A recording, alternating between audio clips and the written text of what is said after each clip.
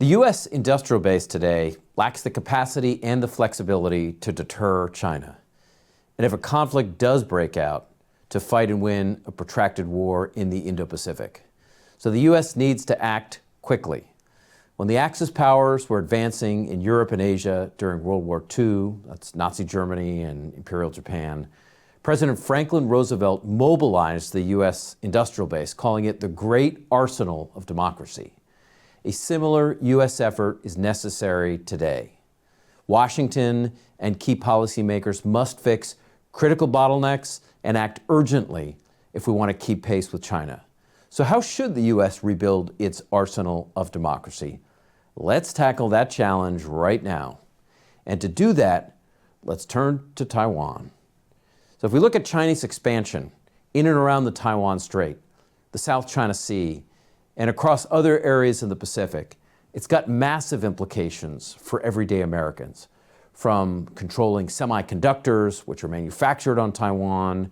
They're used in all of our electronics, to a stranglehold that the Chinese would have with control of Taiwan on some of the most vital shipping lanes in the world. In addition, China is building weapon systems at mass and scale, not for any purpose, but to defeat and to deter the U.S. China is closing that gap in every major domain of war: cyber, space, land, nuclear, air, and maritime systems.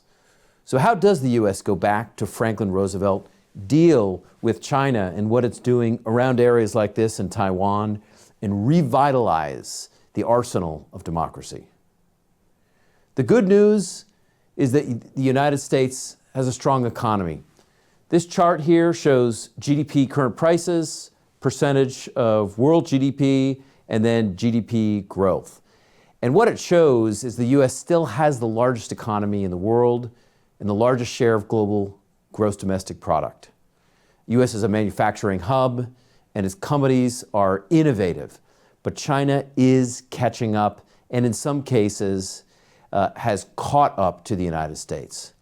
On the defense side, if we look at defense numbers, the U.S. still has the largest defense budget in the world, but China is shrinking the gap. China's defense spending is dramatically increasing, and China has a large military, larger than the United States, and a significant number of reservists as well. So where does this leave us? It brings us to a couple of things we want to think about moving forward. The first is that revitalization of the U.S. industrial base and broader defense ecosystem has historically required leadership, prioritization, and a sense of urgency from the President of the United States.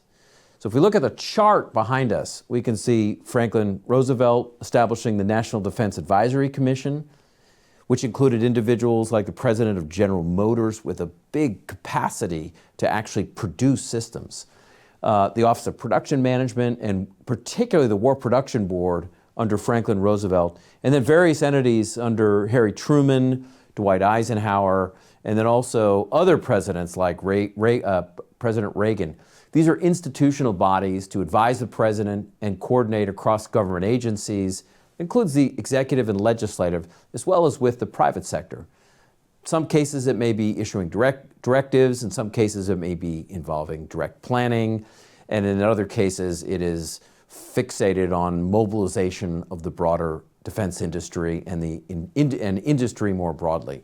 And an important component of this is a presidential-led White House initiative to focus on the production of hardware and software. That is critical today.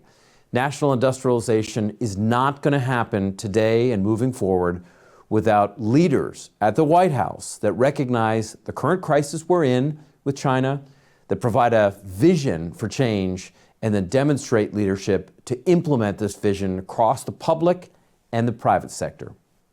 A second area that's important is how do we incorporate our world-leading technology in the United States and our technology companies more into the defense sector.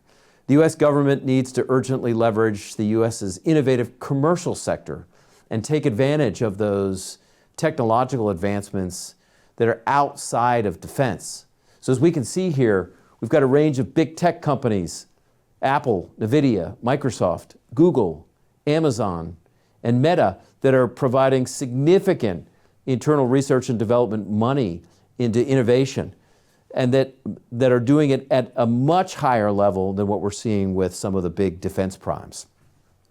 The evolving character of warfare involves a lot of these emerging technologies that are coming from these companies, these tech companies: artificial intelligence, quantum computing, unmanned or uncrewed and autonomous systems, biotechnology, directed energy, electronic warfare capability.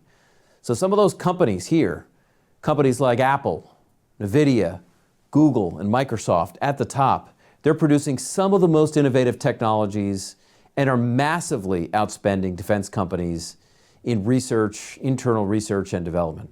So if you look at the chart between 2021 and 2023, the top 6 defense companies invested roughly $34 billion in internal research and development. During that same period, the top 6 commercial technologies companies invested over $600 billion, nearly 20 times the amount of the defense primes. So let's find ways to better integrate those technology companies into the defense sector. They have world-leading technological capabilities. A couple of areas become priorities. One is mass production, right here. Another is workforce, the far end. And in the middle, we have the role of allies and partners. So let's start here with mass production. A defense industry operating a wartime footing requires contracting and acquisitions processes that are faster, that are more flexible, and that are less risk-averse. The U.S. needs to significantly speed up the production of hardware and software from the establishment all the way to the production line. Some exquisite systems are, of course, important for deterrence and warfighting, but so are those lower cost, autonomous, and mass-producible systems and platforms that militaries may churn through in a wartime environment. For the U.S. maritime industrial base, for example, the U.S. should build fewer exquisite surface ships and then focus on more unmanned and uncrewed underwater systems, subsurface, that could lay mines or that can strike targets or that have sensors on them. So this chart here shows the timelines for systems like Javelins, Tomahawks, long-range anti-ship missiles, which are critical in the Indo-Pacific. But here's the rub. Most take roughly 2 years to produce. These lead times are generally to deliver the first missiles, not the last ones, in a production order. The timelines for expanding factories are also long. Companies have to think about purchasing real estate, getting insurance, building infrastructure, all of which take years. This is why for mass production and the challenges, we have to start today. An interesting example is Elon Musk's algorithm and the 5 commandments. This is really about efficiency. Briefly, these commandments show the importance of limiting regulations and maximizing production. The first commandment is to question every requirement. The second commandment is to get rid of unnecessary processes along the production line, basically to streamline. The third is simplifying and optimizing production. The fourth commandment is to accelerate much quicker the time cycle for production. And it's a lesson from our first iteration of the B-29 during World War II. The rapid production was necessary in a conflict for strategic bombers. Engineers had to accelerate. Engineers at Boeing had to accelerate the production timeline to produce that B-29, which was absolutely essential for the strategic bombing campaign against Japan in the Pacific. And the same needs to be true today, speeding up those production cycles for critical systems. The fifth commandment is automation. And the goal is to automate parts of the production process while identifying and fixing any issues along the way. These 5 commandments push us to think about rapid mass production in the context of an urgent international landscape. And they provide one set of examples from the private sector, from companies like SpaceX, for example, that have used them effectively. Next, we'll look at the workforce. A major discriminator among the great powers has traditionally been workforce talent. And this was the heart of President Roosevelt's Arsenal of Democracy speech back in 1940. One example today is to increase investments in high schools, vocational schools, colleges, and universities, and other types of institutions that train, educate individuals for the defense industrial base, including jobs as welders, engineers, electricians, pipe fitters, ship fitters, metal workers, and lots of other professions. And we have to make people proud to do them. Another example is to invest in institutions to address skill gaps in defense-related manufacturing and science, technology, engineering, and mathematics jobs, or STEM. Investing in America's workforce is key to revitalizing the industrial base. It will not happen without a significant workforce that is capable and wants to take this step. And we can't do it alone. The final area is bringing in allies and partners. So today, cooperation with allies and partners is particularly important. We see Hyundai here, for example, a major partner of the United States. So if we look at advances in defense-related hardware and software, so think for a moment about artificial intelligence, machine learning, quantum, autonomous systems, including biotechnology, and a range of other areas. U.S. allies in places like Europe and Asia have significant capabilities. South Korea, Japan with shipbuilding, Japan, South Korea, Taiwan with semiconductors, the United Kingdom with engines, Norway with anti-ship missiles and munitions, and Israel with air and missile defense systems.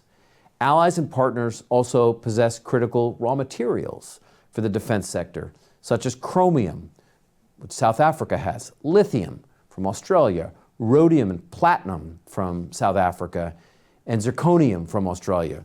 These types of minerals, critical minerals, also make the U.S. less reliant on countries like China for minerals that go into the defense system. And so why is all this urgent? Great powers need to spend on defense to remain competitive, to deter their adversaries, and to win wars if they have to fight. The U.S.'s defense budget of approximately 3% of gross domestic product is lower than at any time during the Cold War, a concerning development as China, Russia, Iran, and North Korea are threatening the U.S. and its allies and partners. So if we look at the chart here, starts in 1947, we go through 2025. This is U.S. defense spending as a percentage of gross domestic product. You can see high levels, upwards of 4% in the early 1950s, going down to at various levels around 9% during the Kennedy administration, and then ending the Cold War around 4 to 5% during the Reagan buildup. But even President Jimmy Carter's defense budget in the late 1970s was higher than it is today as a percentage of gross domestic product. Building a military force able to deter China will require a larger defense budget, probably closer to 1980s levels of 4 and 5%. Any increase in defense spending, of course, will necessitate reforms to entitlement programs or other steps. As the U.S. history of the defense industrial base highlights, higher defense budgets are cheaper than having to pay the costs in blood and treasure of a great power war. That is where they're actually cheaper now to spend than having to fight a World War II or World War I style war.